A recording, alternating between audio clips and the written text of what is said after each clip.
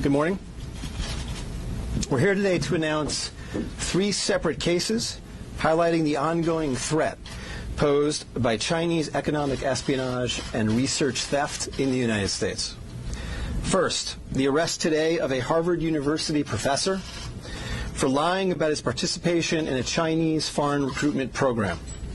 Second, this morning we have unsealed a separate indictment of a Chinese national working as a scientific researcher at Boston University who failed to mention on her visa application that she is also a lieutenant with the People's Liberation Army.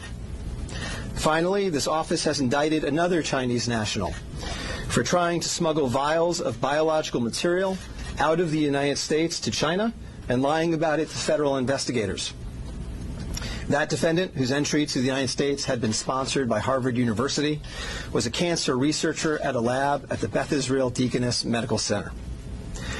So, this morning, the FBI arrested Dr. Charles Lieber, the chair of the Department of Chemistry and Chemical Biology at Harvard University, for making false statements regarding his involvement in China's Thousand Talents Plan and his affiliation with the Wuhan University of Technology.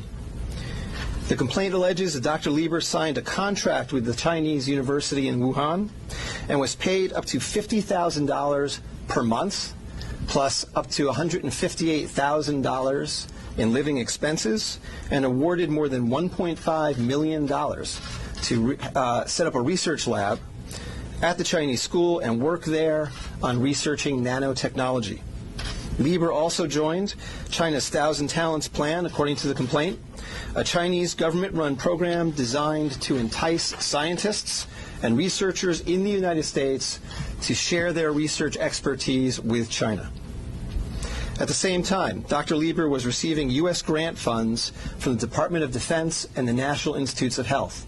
National Institutes of Health spends up to $39 million a year funding medical research in the United States. Those programs required Dr. Lieber to disclose if he was working with, including receiving funding from, any foreign power. When questioned, Lieber hid his involvement with the Chinese entities, including specifically disavowing any connection to China's Thousand Talents Plan. Meanwhile, based on the complaint, it appears that China paid Lieber hundreds of thousands of dollars over the years for his involvement with the Chinese entities and for his work on research for Chinese gain. Also today, a federal grand jury indicted Yanqing Ye, a Chinese national, with lying on her J-1 visa application, making false statements to Customs and Border Protection, conspiracy, and being an unregistered agent of the People's Republic of China.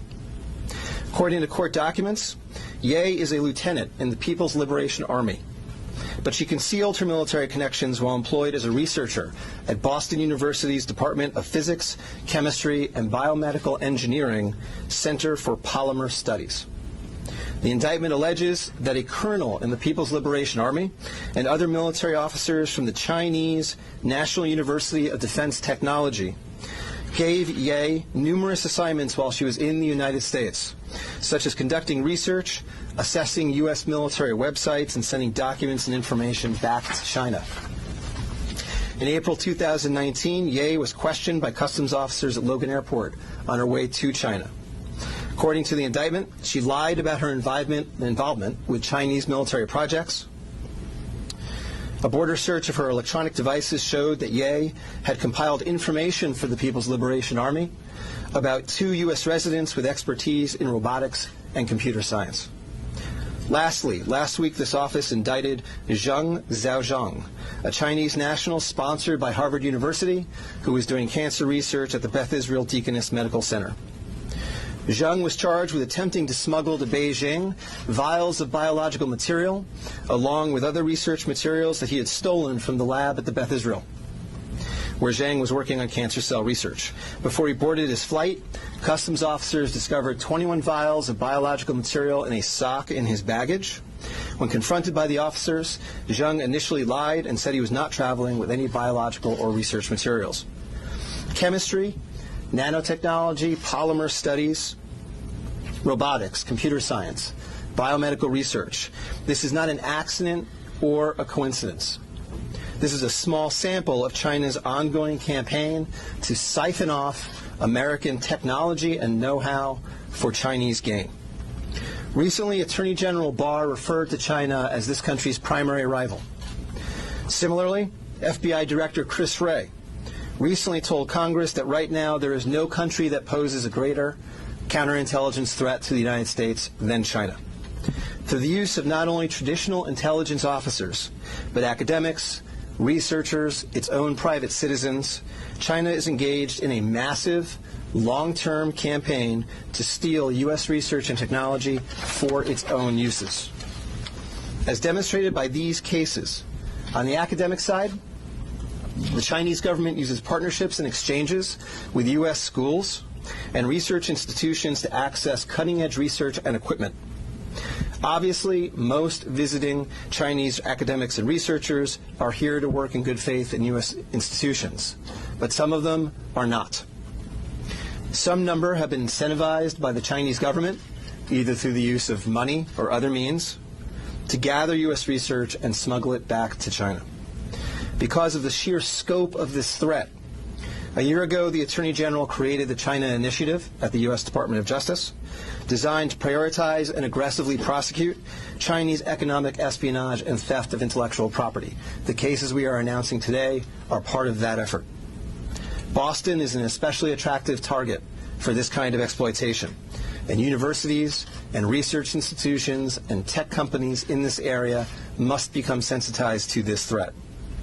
Our community benefits greatly from the diversity and talent of international visitors and our partnerships with foreign institutions, especially research institutions.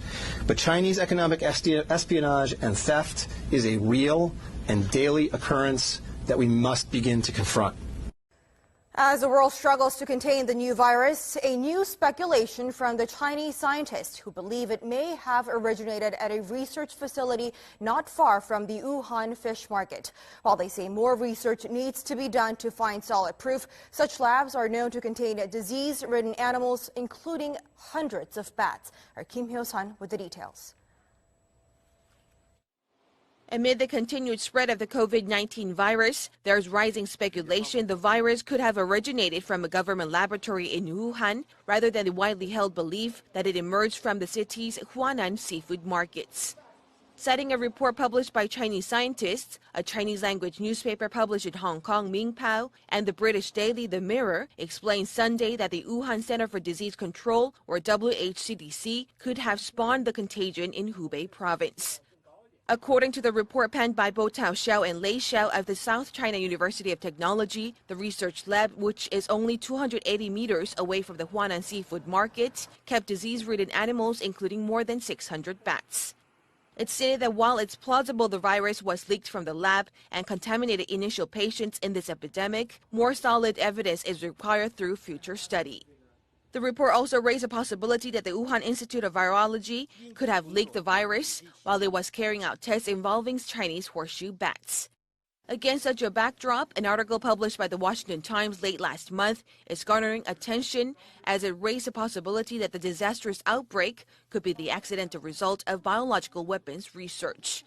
This comes as a renowned law professor at Tsinghua University in Beijing, Xu Jianren, is known to be missing after publicly condemning Chinese President Xi Jinping for failing to contain the spread of the virus at an early stage.